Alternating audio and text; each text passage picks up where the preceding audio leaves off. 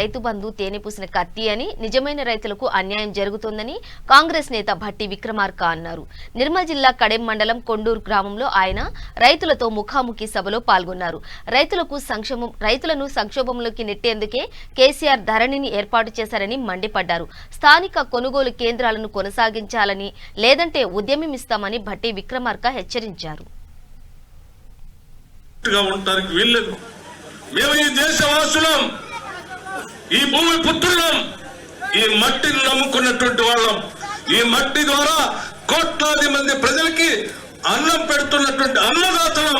మా కడుపు కొట్టొద్దని చెప్పి నడి రోడ్డు మీద 70-75 రోజుల నుంచి చలిని కూడా లెక్క చేయకుండా పోరాటం చేస్తున్నటువంటి ఆ రైతు సోదరుల సందేశం మనందరి చెవుల్లో వినిపించాలని ఇక్కడికి వచ్చాం.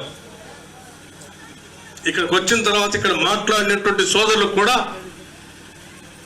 నిజమే, మేము కూడా చాలా చచ్చిపోయలేము, వాళ్ళే కాదు మేము కూడా పోరుబాట సాగిస్తాం, అవసరమైతే హైదరాబాద్ దాకా నడుస్తాం, అవసరమైతే ఢిల్లీకి కూడా వెళ్తామని చెప్పి మాట్లాడినటువంటి మీ మాటలు ఆనాటి సాయుధ రైతాంగ పోరాట మాటలు మరొకసారి ఈ భీంసరి గ్రామంలో గుర్తు చేస్తా ఉన్నాయి. ఆ మాటలు వినిపిస్తా ఉన్నాయి.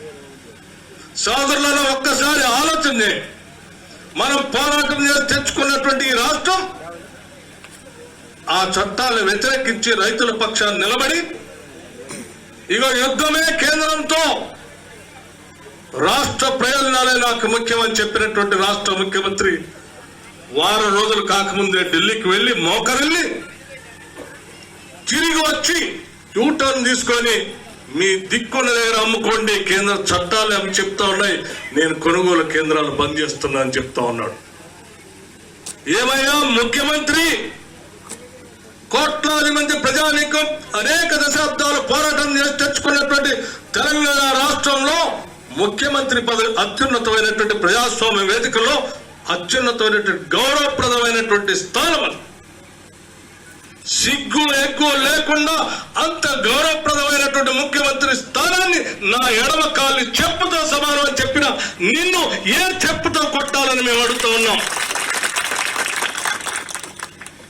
ముఖ్యమంత్రి పదవి అంటే నీ అయ్యొచ్చిందో నీ అబ్బ ఇచ్చిందో కాదు, ఇది లేకపోతే నీకు వారసత్వంగా వచ్చింది, అంతకంటే కాదు.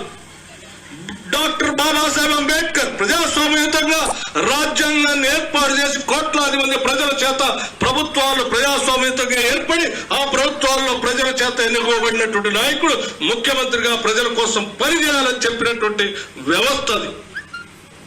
అటువంటి వ్యవస్థకు అత్యున్నతమైనటువంటి ఆ పదవిని నా ఎడమ కాలి చెప్పుతో సమానమని చెప్తా ఉన్నావు అంటే నీకు ప్రజాస్వామ్యం అన్నా రాజజాతి సంస్థలకు ఉపయోగపడే